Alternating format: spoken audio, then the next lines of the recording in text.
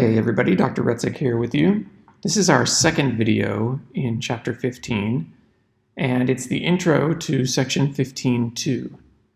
15.2 is exactly 15.1, except now the domains flatten the xy plane may not be rectangles. We're going to shoot for more general shapes, but still try to figure out volumes under surfaces above domains. Let's get started. So I thought we could just start with an example, actually. So here's the example.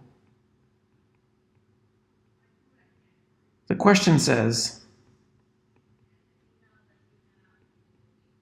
find the volume under the plane, and then they give us a plane, x plus 2y plus z equals 2.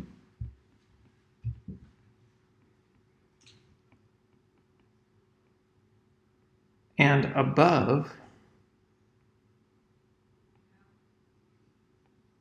the triangular region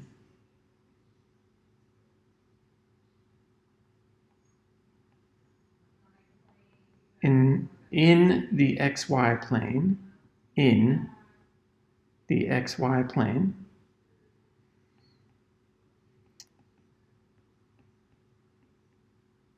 with vertices.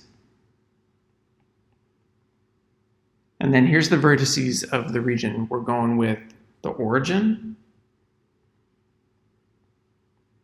We're going with 1 over in the x, a half over in the y, and then 0 over in the x and 1 over in the y.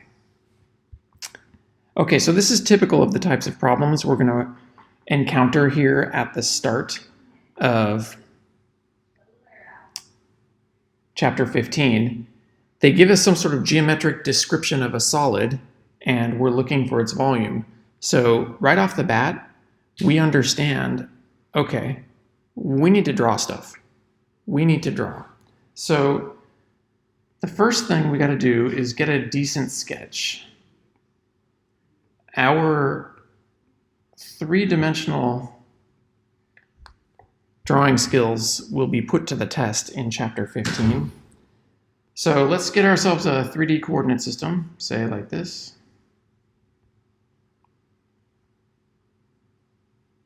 So x coming out of the screen, y to the right, z pointing up like usual. And then let's get a handle on those vertices of the triangular region in the xy plane first. So they said origin, and then they said 0 out, 1 over. So let's say that's 0, 1. And then they also said 1 out, a half over. So, okay, hang on. So this is a square.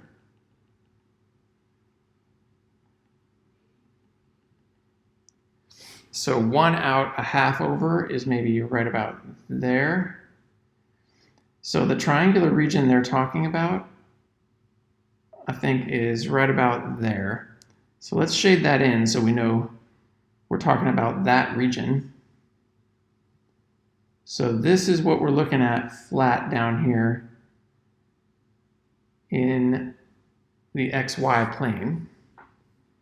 And now we're trying to find the volume above that region and under a certain plane. They gave us the plane x plus 2y plus z equals 2. Let's see, pick off the normal for that plane with your eyes. The normal vector is 1, 2, 1.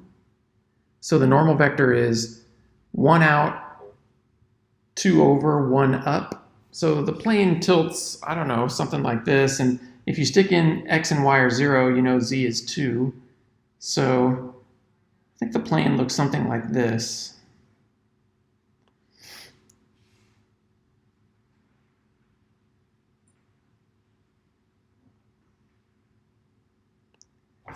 So that right there is like the tilty roof over some weird triangular building. And that plane is x plus 2y plus z equals 2. And you can see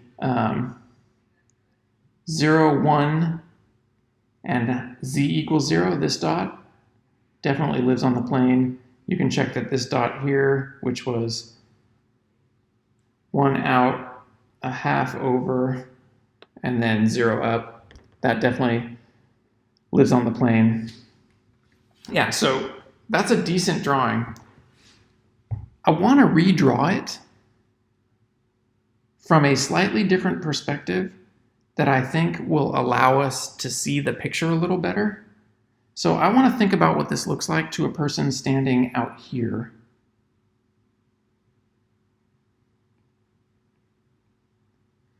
If a person's out there looking at this picture, maybe they see something like this instead.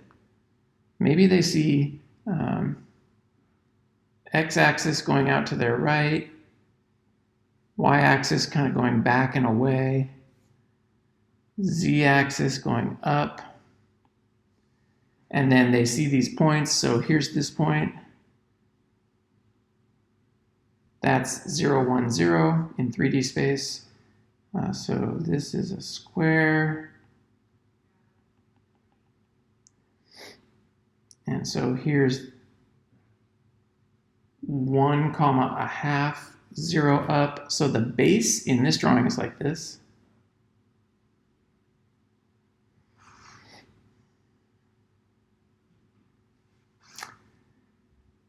So in this change of perspective, now this is the base. Same drawing, same picture, just from a slightly different vantage point. Okay, there's the base. And then, what, we got 0, 0, 2. So now I think the drawing's like this.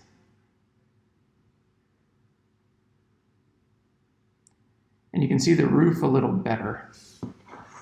And so it's the volume of this weird, I don't know, does that look like a wedge of cheese or something on a hors d'oeuvre plate or something? We're trying to figure out the volume of that wedge. Now, the principle of the matter is identical to the principle in 15.1. We're going to slice. And for each slice we make, we'll do a Calc 1 problem, and then we will add up all those slice contributions by way of a single integral. I guess that's a Calc 2 problem, huh? For each slice, we'll do a Calc 2 integral to find the area contribution of that slice, and then we will laminate all those areas together to make the solid object by doing one more single integral. It's just that the limits on integration are slightly different. So let's think about putting a slice in. So let's imagine we were thinking about all the different x values between 0 and 1. Remember, this out here was x equals 1 in this drawing.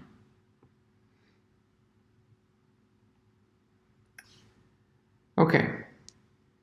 A slice, if you came in with a guillotine vertical chop, say at this x coordinate right here,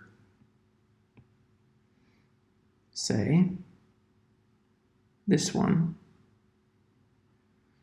then your slice wouldn't kick in until you hit that part of the base, and then the base of your guillotine slice would run until you hit that edge, and so your slice would look like this.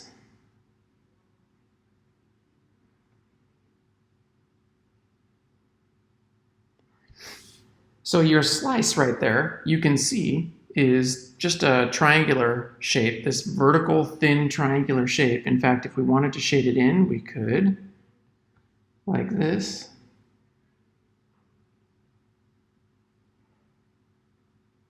So there's that one slice. And the key thing is you have slices like that throughout the picture. So if you had chosen this x value instead,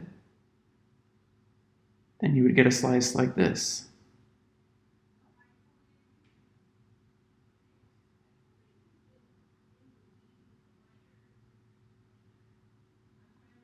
And so that's a vertical slice also, corresponding to a different value of x.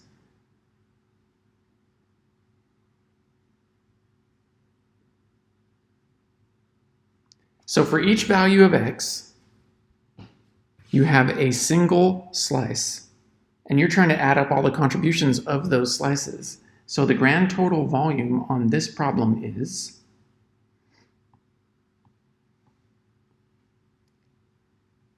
well, it's the double integral over the region R. Like, let's say you want to call this region R. It's not a rectangle anymore, but you can still call it R for region if you want. It's the double integral over the region R of whatever's playing the role of the function, that's the roof, with respect to area. But by Fubini's theorem, we're going to treat this as two single integrals back to back, a so-called iterated integral. So this is going to be an integral of some integrals with respect to, well, let's figure this out. What order are we doing here? We're picking an x, and then we're letting y vary according to that x. So this lamination process of all those little green triangular sheets is happening for x values from 0 to 1, because x starts here, that's where the first sheet is, and then x stops here, that's where the last sheet is. And you laminate them all together, sort of left to right. And then that means, since those are the x limits, 0 to 1, we're going x's from 0 to 1. That means the outer integral is done dx. Now, at any particular x between 0 and 1, we see that the y varies from, well, this line to this line. Where by line now, I'm thinking of just a 2D drawing of the domain itself. So if you wanted to look just at the domain in an old Calc 1 kind of sense, the domain is like this.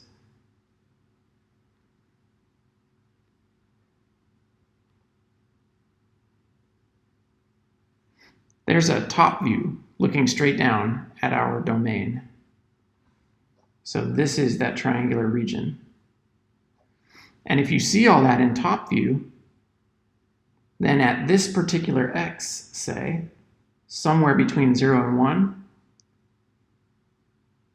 that's how y varies. Y varies from, in that drawing, what, bottom curve to top curve? Only they're not curves in a curvy sense. They're actual straight lines in this picture, and you could even write them down if you wanted to. Think about what's that bottom curve. What is that? That's y equals 1/2 x. And then think about this top curve. Slope -1/2, and then intercept is 1. So y equals -1/2 x plus 1. So that's top curve and bottom curve. So what you're trying to say is, at any given x, y will vary from bottom curve to top curve. So the limits of integration on the inside integral depend on x. So we go from 1/2 x to 1 take away 1/2 x. This integral will be done dy. That's how y varies for each x. And then what are we even integrating? We're integrating this. And who's playing the role of the heights? Well, it's the roof. And the roof was given as x plus 2y plus z equals 2. In other words, z equals 2 minus x minus 2y. So the height z at any particular spot, x comma y, down here, in our domain, the height z is 2 minus x minus 2y.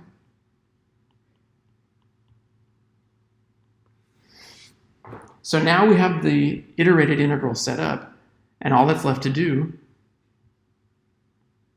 is integrate. So you guys practiced this a little bit in 15.1. Let's finish this problem to make sure we see how it goes here in 15.2. So the key thing is this. Don't touch the outside integral until you've done the one on the inside. So let's do the one on the inside. So you can see the variable of integration on the inside is y. So let's integrate each of these with respect to y. So what? 2y minus xy. Remember, x is constant as far as y is concerned on the inside integral. Take away y squared. All evaluated from y equals x over 2 up to y equals 1 minus x over 2. So now plug in. We're not at the outside integral yet. We still haven't figured out what the inside integral comes out to. So now plug in. So we got twice upper limit minus x times upper limit minus upper limit squared. Take away, same thing but with lower limit plugged in. Twice lower limit is just x minus x times lower limit, so minus x squared over 2 minus lower limit squared, x squared over 4. Okay, we're still not to the outside limit. We got to clean up what's in those parentheses. Okay, let's get this all cleaned up here. So let's multiply everything out. So we got a 2, take away an x, take away an x, plus an x squared over 2, take away a 1, plus an x, take away an x squared over 4, minus x squared over 2 minus x squared over 4. Okay, well now we can combine like terms. All right, look for constants. 2 take away 1, so that's 1. Look for x's, so negative x, plus x, so that's just negative x. Take away x, so negative 2x.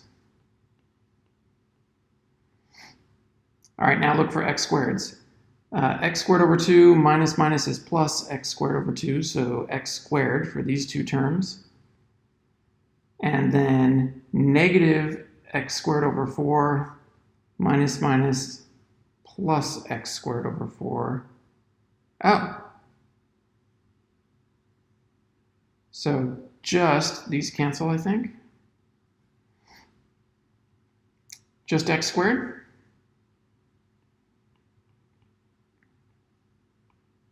Nice.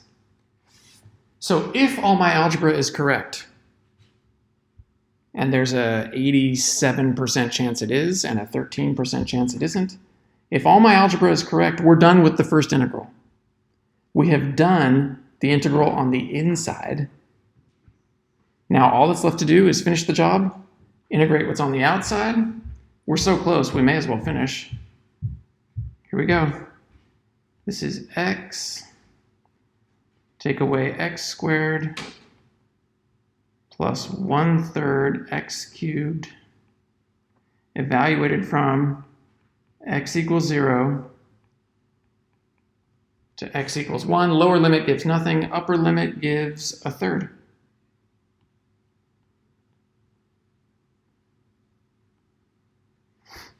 So the volume of that tetrahedron shape, that 3D solid with 4 planar faces, is a third. And I even kind of believe it, like just doing a kind of a reality check on our answer. If the shape had been this instead,